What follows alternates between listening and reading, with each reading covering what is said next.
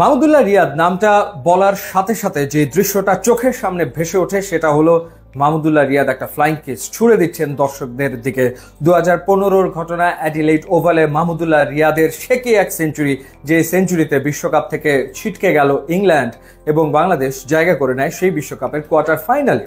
কিংবা মাহমুদুল্লাহ রিয়াদ নামটা বলার সাথে সাথে মনে পড়ে যায় কার্ডিফের কথা। 2017-তে চ্যাম্পিয়ন্স ট্রফির ম্যাচে নিউজিল্যান্ডের বিপক্ষে 33 রানে 4 উইকেট হারিয়ে যখন ধুঁকছে বাংলাদেশ এবং সবাই ধরেই নিয়েছে যে এই ম্যাচ কোনোভাবেই বাংলাদেশের পক্ষে জেতা সম্ভব না, ঠিক সেই সময় সাকিব আল হাসানের সাথে অবিশ্বাস্য এক জুটি গড়েন তিনি এবং অপরাজিত 102 রানের ইনিংস খেলে বাংলাদেশের জয় নিশ্চিত করেন নিউজিল্যান্ডের বিপক্ষে এবং বাংলাদেশ খেলে আইসিসি চ্যাম্পিয়ন্স ট্রফি 2017-র সেমিফাইনালে। কিংবা মাহমুদুল্লাহ রিয়াদের নাম বললে এই যে একেবারে তরতাজা স্মৃতি আমাদের সাউথ আফ্রিকার বিপক্ষে মুম্বাইয়ের ওয়াংখেড়ে স্টেডিয়ামে যখন ধ্বংসস্তূপে পরিণত হয়েছে বাংলাদেশের ব্যাটিং অর্ডার, অর্থাৎ 42 রানে 4 উইকেট পড়ে গেছে, সেই সময় মাহমুদুল্লাহ রিয়াদ কি অসাধারণ একটা সেঞ্চুরি করলেন, অন্ততপক্ষে বাংলাদেশের মান সম্মান কিছুটা হলেও আসলে বাঁচালেন।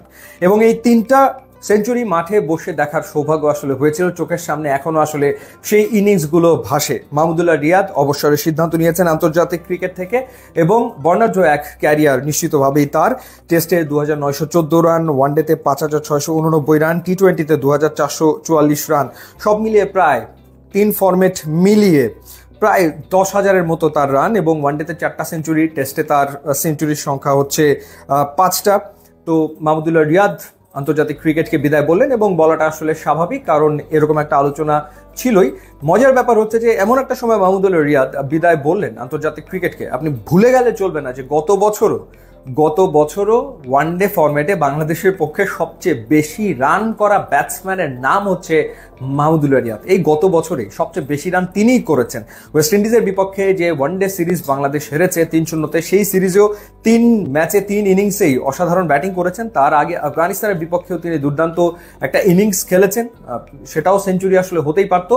তো বলা যায় যে তিনি যে অফ ফর্মে থেকে রিটায়ারমেন্টে গেছেন ব্যাপারটা তা না, তিনি আসলে ফর্মে থেকে রিটায়ারমেন্টে গেছেন বয়সের দিকটা বিবেচনা করে এবং ইয়াং ক্রিকেটারদেরকে ডেফিনেটলি জায়গা করে দেওয়ার জন্য তার এই সিদ্ধান্ত। তো ডেফিনেটলি বাংলাদেশের ক্রিকেটে তার যে অবদান, সেই অবদানের কথা অবশ্যই শ্রদ্ধায় সম্মানে স্মরণ আসলে সবসময় করতেই হবে। যেমনটা বলেছি, ওই সেঞ্চুরিগুলোর কথা ভুলে গেলে তো আসলে চলবে না। ওই সেঞ্চুরিগুলো বাংলাদেশের যে ক্রিকেট ইতিহাসের অংশ এবং বাংলাদেশের ক্রিকেটের অ্যাসেট, ওই ইনিংসগুলো ওই সময় নিশ্চিতভাবেই।